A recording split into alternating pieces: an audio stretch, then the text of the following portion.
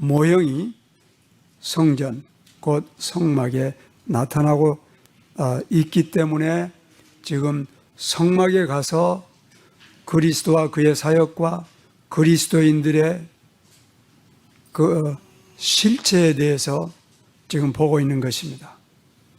지금 그림에서 보는 바와 같이 여러분, 우선 하나님께서 출애굽 이후에 이스라엘 백성들에게 아무것도 시키지 않고 하늘에서 음식을 내리고 바위에서 물을 나게 하면서 이스라엘 백성들로 하여금 가장 먼저 만 1년 만에 완성하게 하신 것이 성막인 것입니다. 이처럼 하나님에게 중요하기 때문에 이스라엘 출애굽 이후에 이스라엘 백성들로 하여금 아무것도 하지 않고 성막만 지게 한 것입니다. 왜냐하면 성막이 예수 그리스도의 몸이기 때문인 것입니다. 왜냐하면 성막이 또한 그리스도인들의 몸이기 때문인 것입니다. 그래서 성막은 그리스도의 person, 그 인격과 그의 사역을 나타내고 있는 것입니다. 여러분, 우선 성막의 동쪽 입구에 보게 되면은 그 입구의 문에 민수기 아마 3장 38절 말씀에 보게 되면은 장막 앞 동편 곧 회막 앞 해뜨는 편에는 모세와 아론이 아들들이 진을 치고 이스라엘 자손의 직무를 대신하여 성소의 직무를 지킬 것이며 외인이 가까이 하면 죽을 것이다 라고 얘기를 하고 있습니다. 여러분, 성막의 접근은 이스라엘 백성에게 있지만은 이스라엘 백성을 위한 것이지만 이스라엘 백성들의 그 진 가운데 있지만은 이스라엘 백성들에게 접근이 허용된 것이 아닙니다. 많은 사람들이 신약에서 예수님 돌아가시기 전에 예수님께서 이제 엘리 엘리 라마 사박다니 하고 이제 큰 소리를 지르시고 세상을 떠나실 때 성전에 이 휘장이 위에서부터 아래까지 갈라진 장면이 나옵니다. 이 장면을 잘못 해석하고 이해하는 사람들은 이제 누구나 성막의 지성소에 들어갈 수 있는 것으로 생각하고 착각하고 착각 속에서 가르치고 있습니다. 여러분, 이 착각에서 깨어나지 않으면 구원이 뭔지 모릅니다. 그 현상은 에베소 2장에 아주 분명하게 기록되어 있습니다. 그것은 이스라엘 백성들, 유대인들에게 지금 제안해서 주신 그 구원의 메시지가 온 인류에게 개방이 된 것입니다. 이제는 이스라엘 백성들에게 준 그 율법의 담이 무너진 것입니다. 이방인들에게도 이제 복음이 전파되는 그러한 사실을 얘기하고 있는 것입니다. 그러나 성막 자체는 여러분 여전히 제한이 있습니다. 그런데 오늘은 성막 안에 여러분 제가 지금 가장 오른쪽에 동편 문에서부터 얘기를 했습니다. 그 동편 문에서 들어오게 되면은 첫 번째 만나는 게 번제단입니다. 그래서 지난 몇 주 동안 단과 그리고 번제단의 의미에 대해서 성경에 있는 말씀들을 우리가 살펴보았습니다. 여기에서 문제가 해결되지 않으면은 그 다음의 문제가 절대 해결이 될 수가 없습니다. 그래서 그 다음에 만나는 게 물두멍입니다. 여러분 이제 기억하고 계시길 많은 내용을 가지고 있지만 번제단이 무엇보다도 번제단은 예수 그리스도의 십자가의 모형입니다. 그리고 단이라는 말이 여러 번 설명드린 바와 같이 slaughter place, 다시 말하면 죽음의 곳입니다. 이제 인간이 개인이 됐든 온 민족이 되었든 간에 이제 하나님에게 접근할 때 첫 번째 만나는 게 번제단입니다. 죽음의 장소입니다. 이 번제단에서 죽음이 일어나는 것입니다. 또한 죽음이 일어나지 않으면 생명을 얻을 수 없는 그러한 곳입니다. 왜냐하면 그것이 예수 그리스도의 십자가를 상징하고 있기 때문인 것입니다. 그리고 물두멍은 이제 중생의 시스템입니다.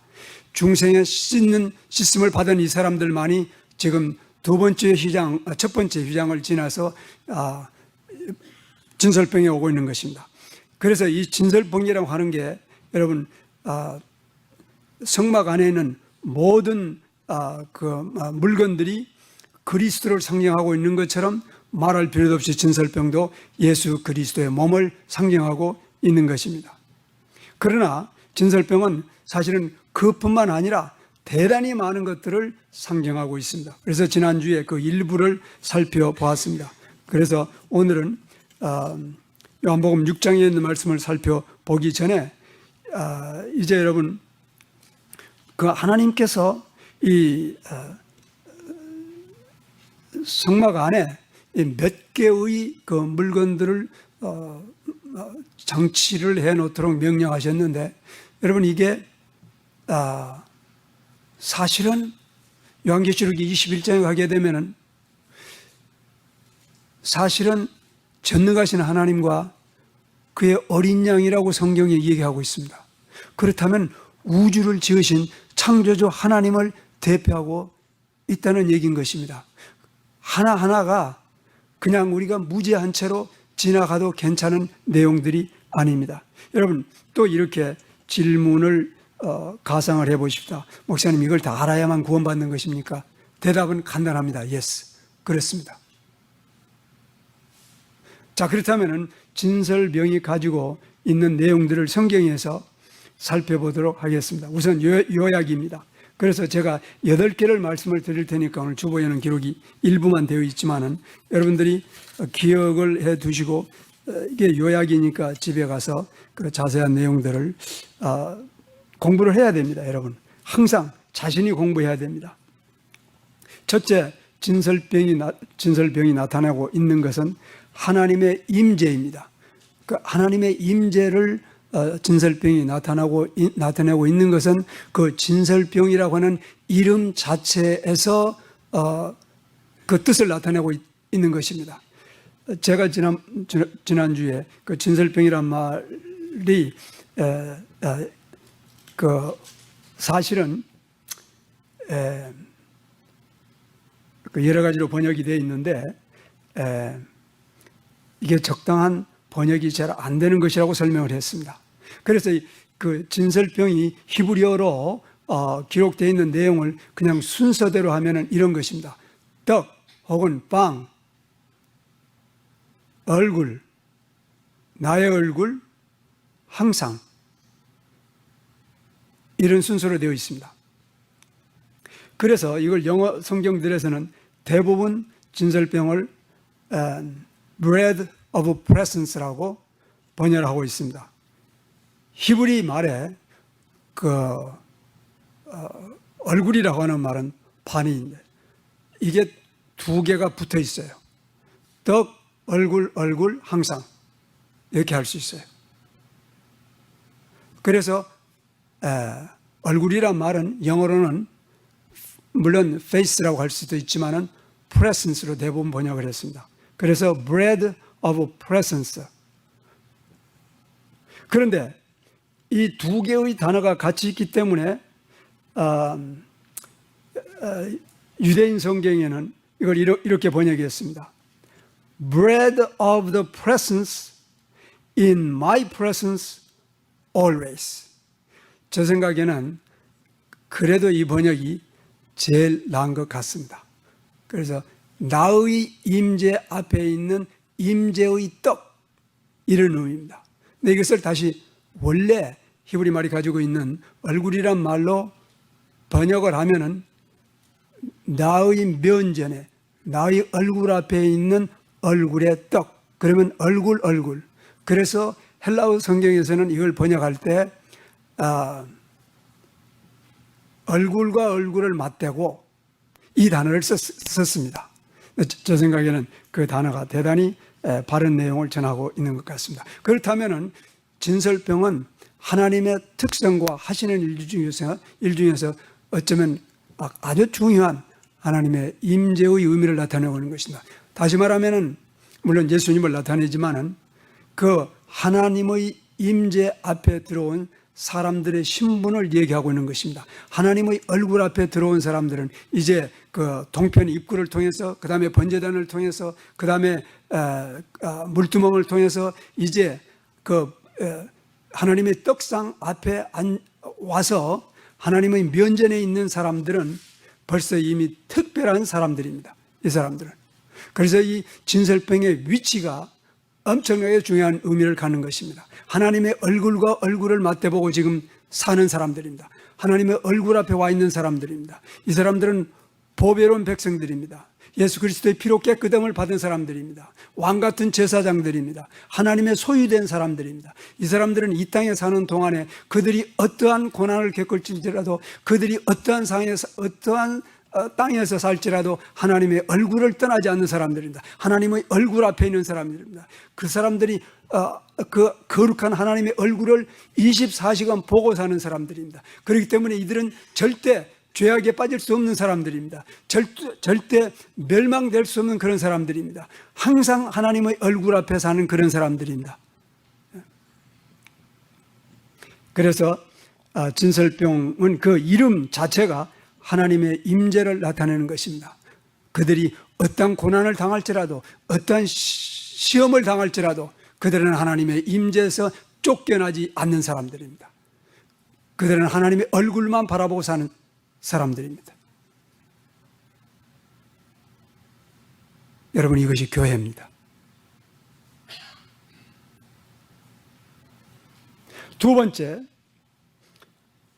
진설병이 나타내고 있는 것은 제사장의 신분 변화입니다. 그것은 지난주에 이미 말씀드린 것처럼 이 진설병을 설명할 때 예수님께서 마태복음 12장에서 이제 그 5천 명을 먹이는 장면에서 바로 사무엘상 21장 1절에서 5절까지 있는 말씀을 인용했습니다. 그래서 사무엘서 21장 1절에서 5절까지 있는 내용에서 아주 중요한 얘기를 전합니다. 예수님께서 말씀하기를 이제 그 진설병은 제사장 외에는 먹지 못하는 것을 다윗과 그와 함께한 자들이 먹었다고 얘기를 합니다. 여러분, 재미있는 거는 말이죠. 이 내용에 대해서 유대인 주석서를 보게 되면 아주 재미있는 주석을 해놨습니다. 이렇게 얘기했습니다.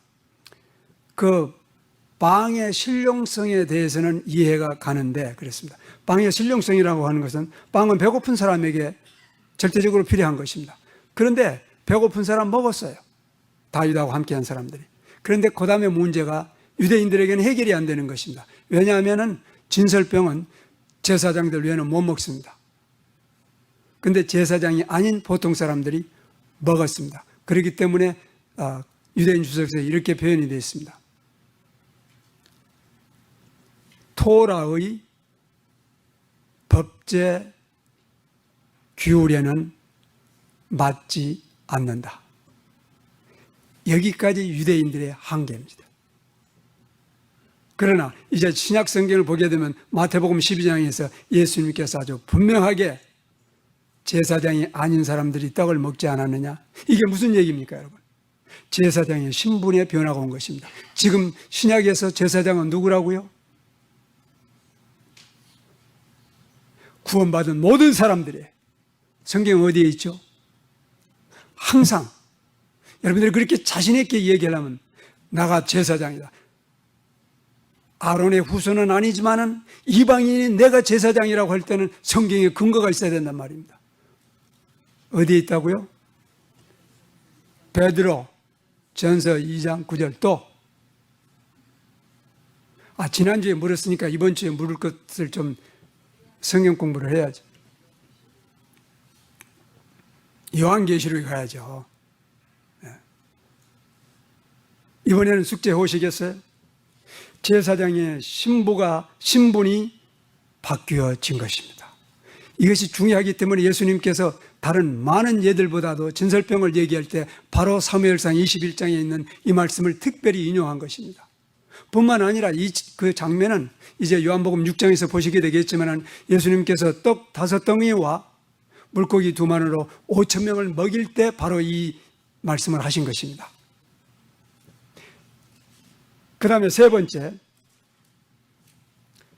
진설병이 나타내는 것은 마태복음 12장에서 예수님의 자신의 신분을 나타냅니다. 성전보다도 더 큰 이가 여기 있다고 했습니다. 요한복음 2장 21절에서는 성전인 자기 몸을 가리켜서 말씀하셨다고 했습니다. 그런데 사실은 요한복음 6장에 와서는 마태복음 12장입니다. 와서는 성전보다도 더 큰 이가 여기 있다고 말씀하시고, 지금 이 사건은 안식일에 일어났습니다. 그래서 안식일의 주인이 자기 자신이라고 지금 얘기하고 있는 것입니다. 이것이 진설병이 전해주고 있는 그 핵심적인 교훈 중에 하나입니다. 그 다음에 네 번째는, 이 진설병이 나타내고 있는 것은 예수님께서 이제 요한복음 6장에 보게 되면, 앞으로 조금 후에 보게 되면 내가 하늘에서 내려온 떡이라고 얘기하고 있는 것입니다. 하늘에서 내려온 떡이란 물론 영생을 의미합니다. 내 살을 먹고 내 피를 마시는 자는 영생을 가질 것이라고 얘기합니다. 그래서 이 진설병의 의미는 예수님께서 하늘에서 내려온 떡일 뿐만 아니라 그것은 사람들에게 예수 그 떡을 먹고 그 피를 마시는 자들에게 영원한 생명이 되는 것을 얘기하고 있습니다. 그러나 이것은 그 영적인 영생뿐만이 아닙니다. 지금 이 사건은 여러분, 우리 인간들이 세상에 사는데 가장 필요한 게 의식주입니다. 그 중에서도 첫 번째는 음식입니다. 근데 이 음식을 공급하는 장면 가운데서 그 배고픈 사람들 5,000명을 먹이는 그 장면에서 예수님께서 자기의 신분을, 그리고 진설병의 그 의미를 설명하는 것입니다. 그것은 뭘 의미하느냐? 내가 이 땅에서도 모든 식물의 공급자란 뜻입니다. 여러분, 그 광야에서 첫 번째는 5,000명을 먹이고 그 다음 장에서는 보게 되면 4,000명을 떡 7개와 고기 몇 마리로 먹이는 그런 장면이 나옵니다. 여러분, 이게 우연한 일들이 아닙니다. 이 땅에서 우리 인간에게 육체와 물질적으로 필요한 모든 것의 공급자란 뜻입니다. 그는 다만 우리에게 영생을 주는 자뿐만이 아닙니다. 우리의 정서야 우리의 마음과 우리의 정신과 우리의 육체의 모든 필요의 공급자라는 그런 뜻입니다. 그는 참으로 창조주일 뿐만 아니라 공급자인 것입니다, 여러분. 그가 우리에게 영생을 주는 생명의 떡일 뿐만 아니라 우리의 육신의 떡을 공급하는 분도 사실은 그분인 것입니다. 많은 사람들은 자기가 열심히 일했기 때문에 먹을 것이 들어온 걸로 생각합니다. 성경은 그렇게 얘기하고 있지 않습니다. 열심히 일할 수 있는 건강과 직장을 공급하는 이가 바로 공급자 되시는 하나님이라는 것을 얘기하는 것입니다. 다섯 번째, 하나님의 이 임재. 제가 첫 번째 이 진설병에 중요한 것이 하나님의 임재라고 그랬습니다. 그런데 다섯 번째, 하나님의 임재에 대한 접근은 여전히 제한되어 있습니다. 자, 여러분, 그림을 다시 한번 보십시다. 제가 민수기 3장 38절에서 언급한 것처럼 만약에 이제 그 동편에 회막 곧 해돋는 편에 모세와 아론과 아론의 아들들이 진을 치고 이스라엘 자손의 직무를 대신하여 성소의 직무를 지킬 것이며 외인이 가까하면 죽으리라고 얘기했습니다. 여러분, 제게 예수 그리스도의 몸이면은 예수 그리스도의 몸을 통하지 아니하고는 하나님의 지성소에 들어갈 수 있는 자가 없습니다. 그게 가장 중요하기 때문에 지금 이 성막에 있어서 동편의 출입구에부터 하나님의 계시를 나타내고 있는 것입니다. 성막이 예수님의 몸입니다. 예수님의 몸을 통하지 않고는 아무도 지성소에 들어갈 수가 없습니다. 예수님의 몸에 들어온 사람들을 구약에서는 여러분 제사장 외에는 성소에 들어올 수가 없습니다. 그리고 제사장을 돕는 레위는 들어올 수 있습니다. 그리고 예배 드리는 자가 들어올 수 있습니다. 자, 그래서 제가 제일 처음 성막을 설명드릴 때 성막은 첫째 예수 그리스도의 몸이라고 했습니다. 그리고 그리스도의 몸이라고 했습니다. 그리고 구원의 상징, 구원의 믿음의 모형이라고 했습니다. 그리고 예배의 모형입니다. 참 예배 모형입니다. 여러분, 예배 드리는 자만 들어와서 번지에서 예배를 드릴 수가 있는 것입니다. 여러분, 지금 저기 아무나 들어올 수 없었던 것처럼 오늘날도 아무나 들어올 수가 있는 게 아닙니다. 대단히 중요한 것입니다. 여전히 제사장들만 들어옵니다. 자, 그러면은 그리스도인들이 제사장입니다. 그래서 조금 전에 제사장의 신분이 누구라고 어디에 기록된 것을 여러분이 확인하기를 원하는 이유가 여기 있는 것입니다. 근데 베드로전서 2장 9절에서 기록된 바와 같이 여러분, 하나님의 그 백성들, 그리스도인들을 왕 같은 제사장이라고만 얘기하지 않았습니다. 다른 내용들이 있는 것을 꼭 기억해야 됩니다. 거룩한 백성이라고 하는 것들, 하나님의 소유된 백성이라고 하는 것, 그리고 왕 같은 제사장, 여러분 이 타이틀들이 전부 예수 그리스도의 몸과 관계가 되는 것들입니다. 그리스도인에 대해서 중생에 대해서 사실은 무시한 채, 무식한 채 여러분 자기가 그리스도인이라고 생각하고 그저 하나님의 그 예배의 그 성전에 들어와서 손들고 찬양하고 기도하고 설교 듣고 헌금한다고 해서 그리스도인 되는 게 아닙니다, 여러분. 하나님께서 우선 이거부터 보십시다. 예수님께서 마태복음 12장에서 이제 그 진설병을 설명할 때 다윗의 얘기를 언급했습니다. 그러면 다윗과 예수님과의 시간적인 간격이 얼마죠? 1000년입니다. 예수님 당시에는 제1 성전은 다 파괴되어 버리고 없습니다. 그리고 헤롯 성전만 있었습니다. 그리고 이 헤롯 성전도 이제 돌 위에 돌 하나 남지 않고 다 파괴될 것이라고 예수님께서 분명히 말씀했습니다.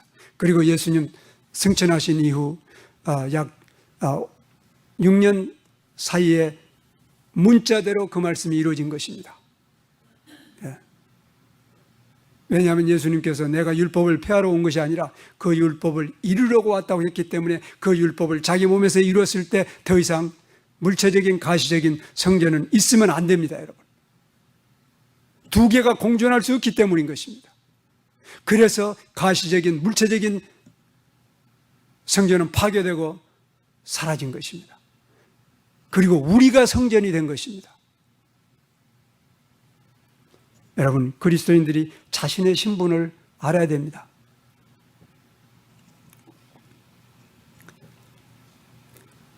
다시 한번 지난주에 제가 이 사무엘상 21장에서 예수님께서 이 말씀을 인용할 때 그 사무엘상에 기록된 내용에서 떡 진설병에 접근할 수 있는 조건을 딱 하나를 제시합니다. 그것이 곧 너희들이 분열을 가까이 하지 아니하였으면 라는 딱 하나의 조건을 제시합니다. 분열을 가까이 하지 아니한다는 것은 음행입니다. 그리고 이것은 말할 것도 없이 우상숭배입니다. 그래서 음행의 영과 우상숭배의 영은 하나님 임재에 접근할 수도 없습니다. 그러나 문제는 우리 모든 인간이 타락한 이후에 다 음행의 영과 우상숭배의 영에 지배하서 살고 있었던 것입니다. 우리는 본질상 죄인입니다. 그래서 예수 그리스도의 몸에 접근이 절대로 필요한 사람들입니다. 그 접근을 나타내 준 것이 바로 복음입니다. 그래서 예수님께서 이제 침례를 받은 이후에 가장 먼저 전하는 것이 회개하라 천국이 가까웠다 하고 천국 복음을 증거했다고 얘기하는 것입니다. 이 복음 외에는 지금 이 사실을 접근케 하는 것을 우리의 신분과 예수님의 신분을 나타내주는 책이 말씀이 세상에는 우주에는 없습니다. 그래서 복음이 중요한 것입니다. 하나님의 임재에 대한 접근은 여전히 제사장에게만 제한되어 있는 것입니다. 그 다음 6번째, 여섯 번째, 제사장의 신분은 신약에 있어서 제사장의 신분은 영원히 보장된 것입니다. 이것은 절대 변개될 수 없고 빼앗길 수가 없습니다. 제사장의 신분은 영원히 보장된 것입니다. 이제는 변개될 수도 없습니다. 제가 여러분들에게 숙제를 드리기를 요한복음 6장 다 읽어오시라고 부탁을 했습니다. 여러분, 제가 예배 중에서 말씀을 드릴 때는 나의 사견을 얘기하는 게 아닙니다. 그래서 목사들이 예배 드릴 때 설교 중에서 사견을 얘기하면 안 됩니다. 왜냐하면 복음은 설득이 아니라 선포이기 때문입니다. 선포는 100% 하나님 말씀밖에는 없습니다. 설교자의 의견이 들어가면 안 됩니다. 그래서 어떤 교사들은 설교자가 청중을 의식하는 순간부터 그는 강단에 설 자격이 없다고 얘기하고 있는 것입니다.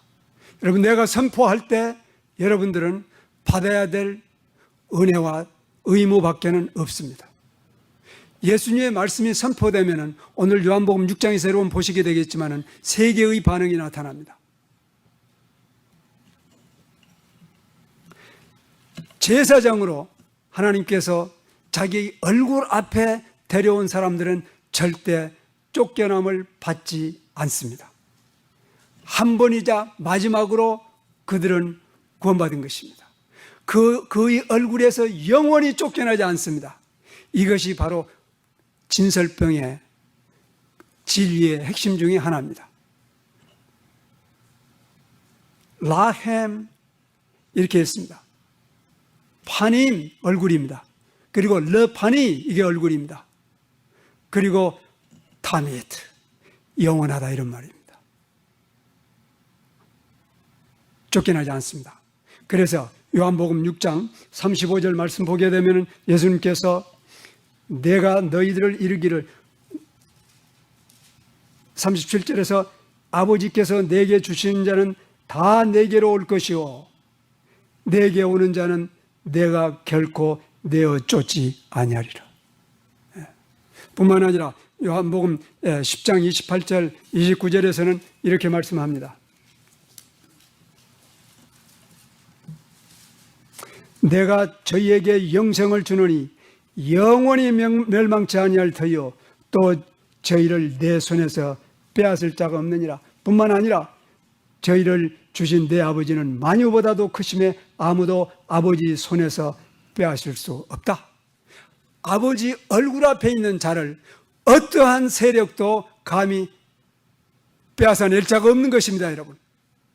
그래서 그 얼굴 앞에 오는 것, 하나님의 면전에 온다는 것, 이것은 엄청난 특권일 뿐만 아니라 영원한 보장인 것입니다. 왜냐하면 그들은 번제단을 지나왔고 물두멍을 지나왔고 지금 하나님이 떡상 앞에서 그 하나님과 영원히 혼인잔치에서 하나님의 그 떡을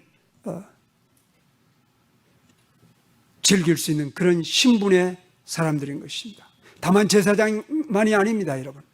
그들은 보배로운 백성이고 피로 값주고 산 하나님의 자녀들입니다. 그래서 에베소 1장 5절에 있는 것처럼 하나님의 아들들이라고 얘기한 것입니다. 하나님의 아들을 삼아놓고 다시 쫓아내지 않는다는 얘기인 것입니다. 여섯 번째, 영원한 신분의 보장입니다. 일곱 번째, 자 이제 요한복음 6장으로 가보십시다. 일곱 번째는 대단히 중요한 내용이 포함되어 있습니다. 인간의 책임입니다. 인간의 책임.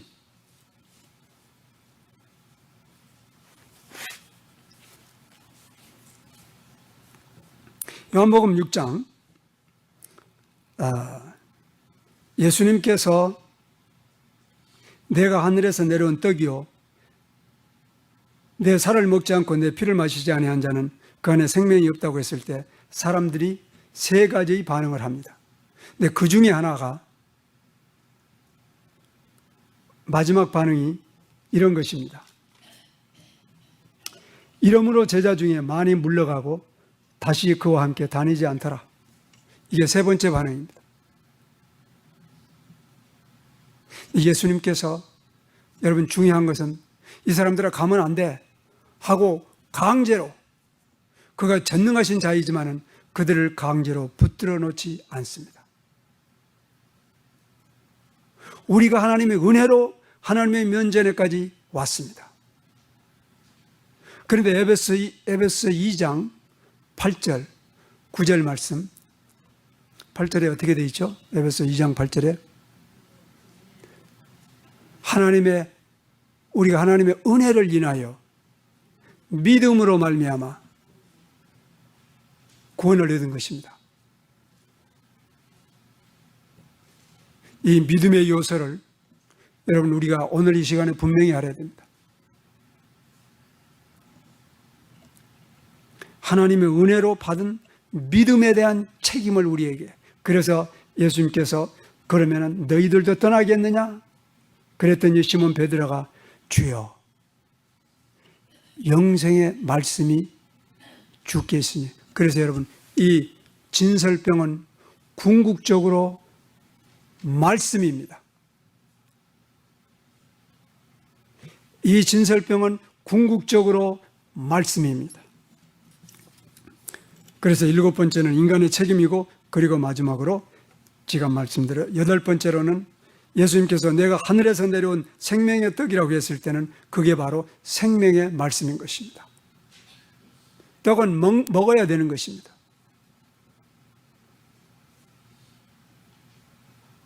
먹도록 만든 것입니다. 그러면 하나님의 백성들은 무엇을 먹고 살 것이냐? 여러분 이 말씀이 이제 대단히 중요한 것입니다. 생명의 말씀만입니다.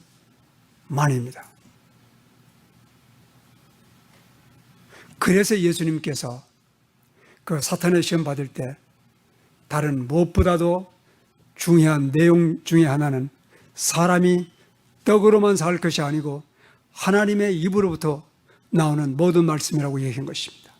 뿐만 아니라 예수님께서 복음을 전할 때 가장 첫 번째 마태복음 5장, 6장, 7장에서 너희들은 무엇을 마실까? 무엇을 먹을까 염려하지 말라. 왜 그랬습니까? 예수님 당신이 친히 공급자이기 때문인 것입니다. 이는 다 이방인들이 구하는 것이라.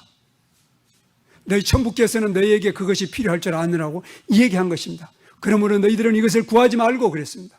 누가복음에 보면. 대신 뭐를 구하라고요? 하나님의 나라와 하나님의 의를 먼저 구하라. 자, 이러한 의미를 가지고 있는 것입니다. 그러면은 이제 6장에서 다 같이 요한복음 6장을 살펴보도록 하시겠습니다.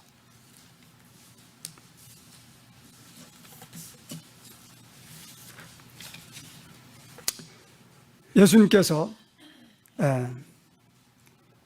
내가 곧 생명의 떡이라.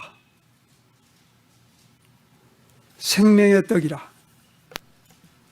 예수님께 여기서 말씀하신 것은 요한복음에서 특별히 영생이라는 말을 하지 않고도 예수님께서 생명이라고 했을 때는 언제든지 영생을 의미합니다.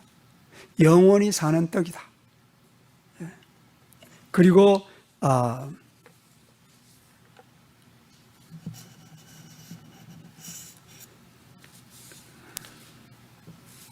자, 내가 생명의 떡이라는 말 35절부터 보십시다. 예수께서 가라사대 내가 곧 생명의 떡이니 내게 오는 자는 결코 줄이지 아니할 터요 나를 믿는 자는 영원히 목마르지 아니하리라. 그래서 떡을 먹는다는 것은 예수 그리스도를 믿는 것입니다. 그 다음에 48절 말씀에서 내가 곧 생명의 떡이라. 50절에서 이는 하늘로서 내려온 떡이라. 나는 51절에 하늘로서 내려온 산떡이니 사람이 이 떡을 먹으면 영생하리라.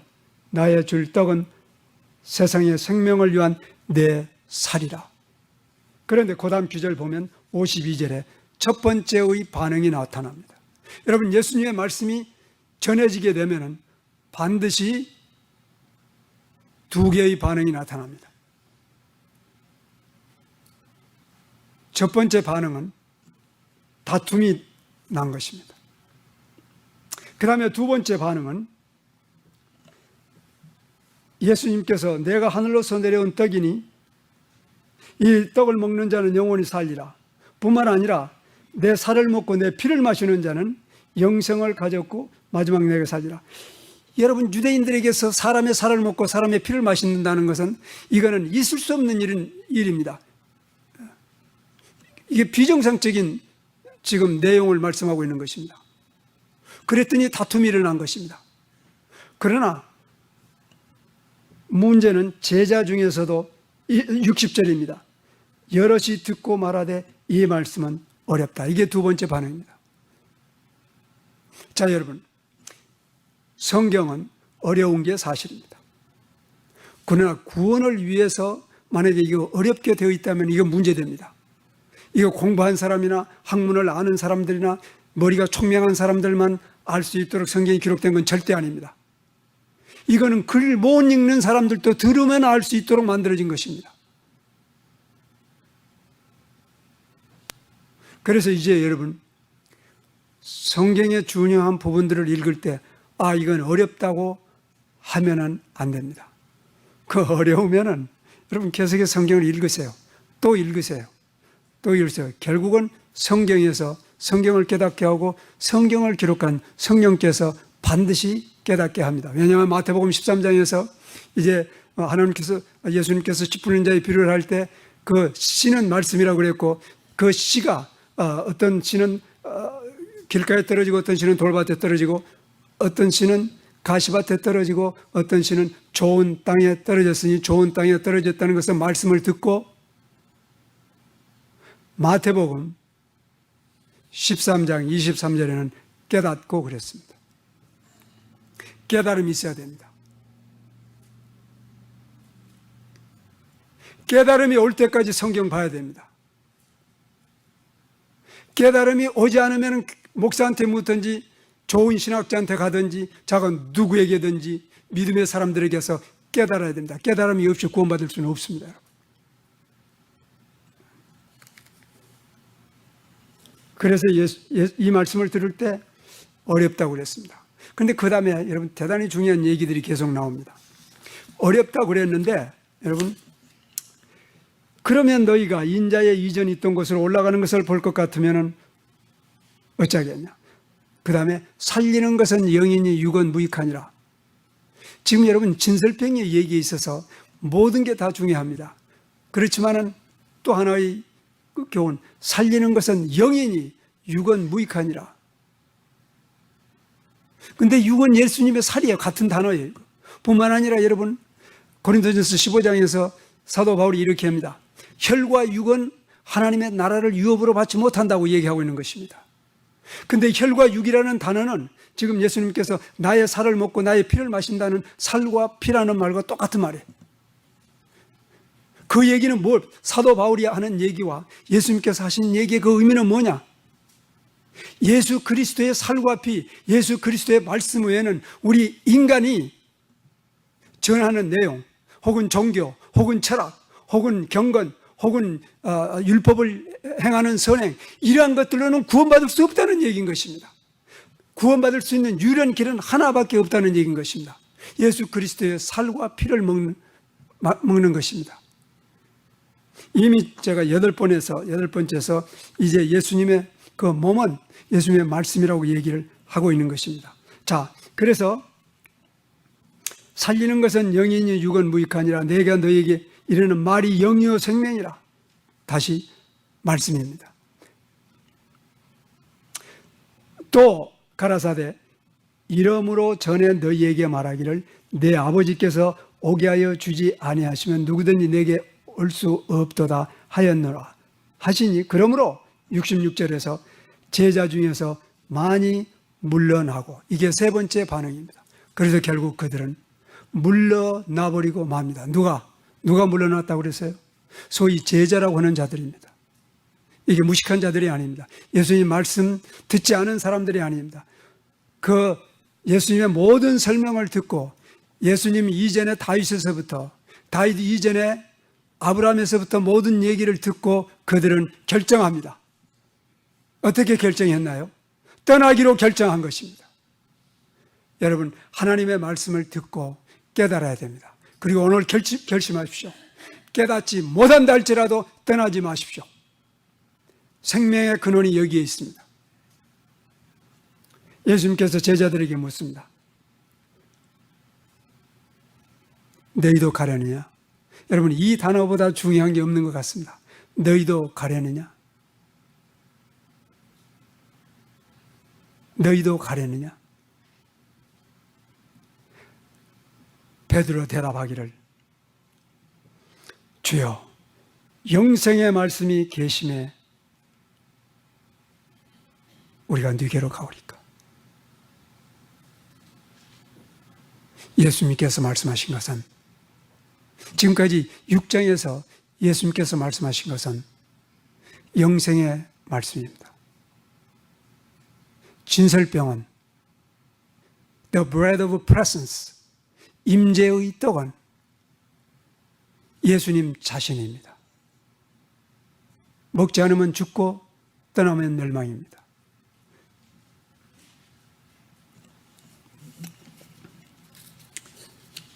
제 생각에는 제가 지금 몇 주째 설교드린 이 내용 가지고 여러분들이 충분히 깨달으기는 힘듭니다.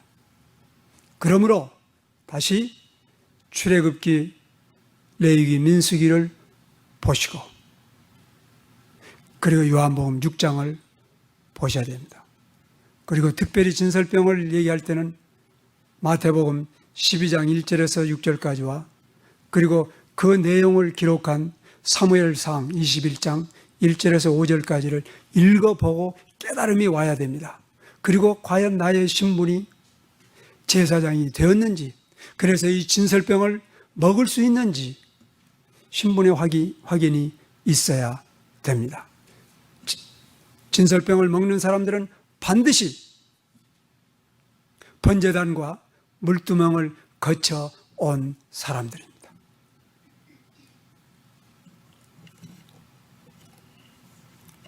너희도 떠나려냐? 주의 영생의 말씀이 주께 있사오니 우리가 네게로 가리까?